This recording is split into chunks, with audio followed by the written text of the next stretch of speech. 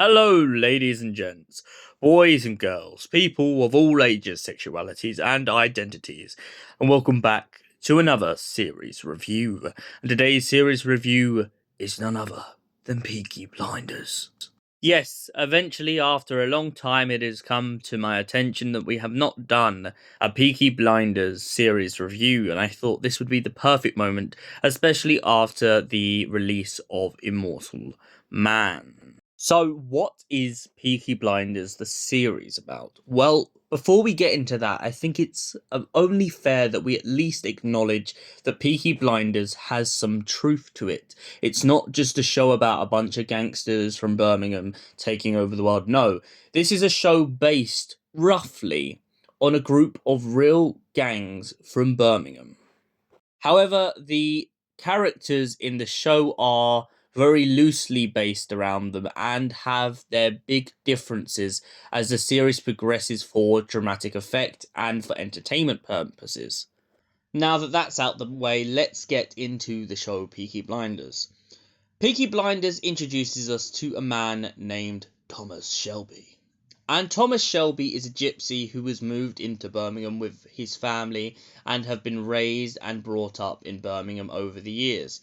Now, the gypsy community in Birmingham are stuck in this kind of rut in which the power has been kind of, let's put it this way, it's a very dense relationship between them and the local residents.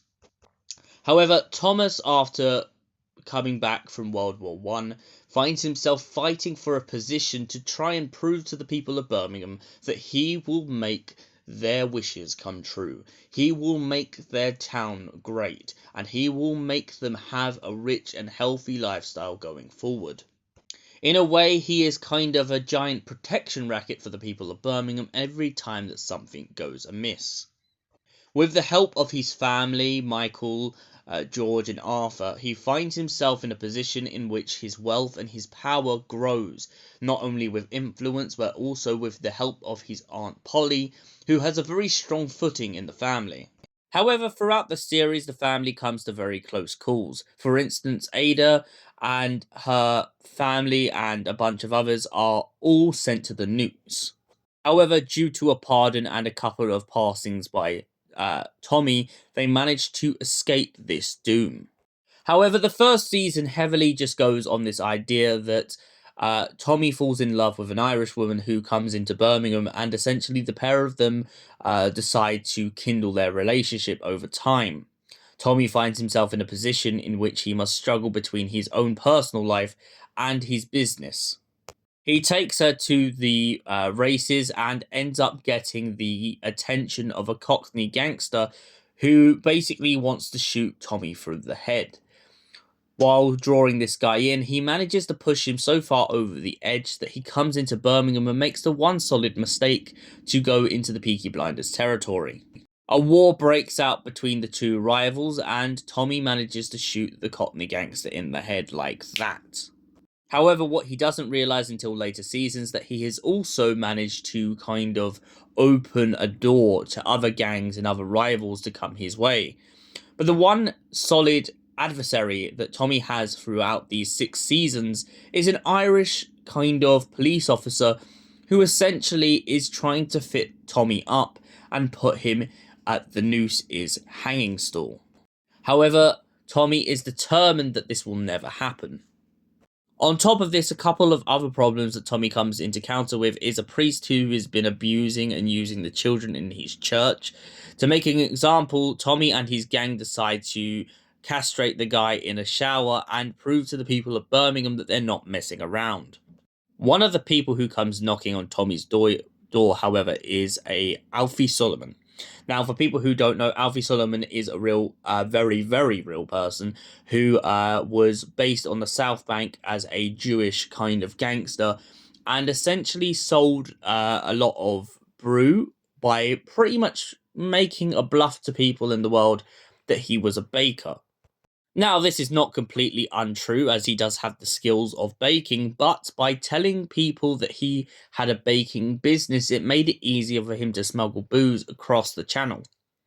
Alfie Solomon and Thomas Shelby have a very bitter kind of relationship between the pair of them. For starters, Alfie did try to kill Tommy. However, this is only due to the fact of Tommy getting too close to his business and him feeling very threatened. Tommy, at one point in the series, sadly loses his wife due to a kind of cursed gem. Well, that kind of curse starts to reverberate on Tommy, as every time that someone dies, he begins to see their ghost. On top of it, Tommy finds himself in a really annoying position when he aligns himself with the fascists and tries to essentially get one of their top leaders assassinated. Tommy tries to do this to pretty much push things forward, but instead manages to not only rile the Communist Party, but also lose trust of the people of Birmingham. Tommy's final arch nemesis in this whole series arc happens to be his own nephew, Michael. Blood is shed and money is lost when Michael goes off to America with his American girlfriend and then comes back and tries to get the family to invest in the stock market. He then starts a war with Thomas Shelby, and Thomas promises him that if it's war he wants, it's war he shall get. The family cements themselves as a strong footing in Birmingham, but sadly, Thomas loses his Aunt Polly. Driven crazy by this and the amount of losses over the years, he decides to blow up one of his houses and go on top of a hill. This is a place he hopes to remain, and eventually he manages to take over a house. After taking over that house, he decides to settle down for a while and watch over the graves of his beloved ones until his love comes home. So, Peaky Blinders, Series 1 to 6. What did I think of this series in general? And I do apologise for any little bits and pieces that I may have missed out of this. Please feel free to drop them in the comment section. I absolutely love the Peaky Blinders series. Not only because the story arc is so fluid and each season they have a kind of new problem, but I loved it not only for the fashion as well, but also the fact that Thomas Shelby is so cemented in this story as this kind of stoic character. No one quite knows where Thomas's head is at, and you can't blame them and you can't blame him when the series jumps back and forth between him and the trenches. Quite clearly, this is a broken man who is trying to fix everything and trying to help his own family out. But due to the fact that he has been kind of pushed to the back burner sometimes, it does feel like he is very separate from his family as a whole. Thomas has this kind of effect, and also he really tries to cement this idea that he's trying to help his own brothers out. I mean, for instance, we have a brother named Arthur who is constantly taking coke and going over the top and losing the plot.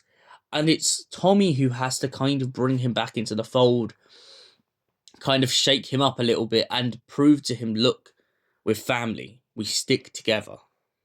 However, that kind of balance is constantly tested in this series when the family often argue over whether it's money disputes or just sharing disputes.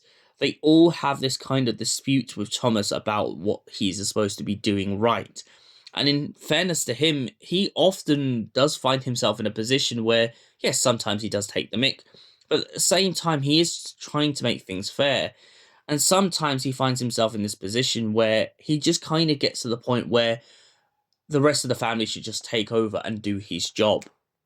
So overall, I do love this kind of story arc that goes on in this story, and I feel like the way that Grace, who was his wife, turns up as a ghost is this really great kind of metaphor. I also like the fact of the gypsy curses being introduced into this series, really cementing this idea that maybe the supernatural plays more into effect for why things change in Thomas's world than just the natural occurrence of people dying.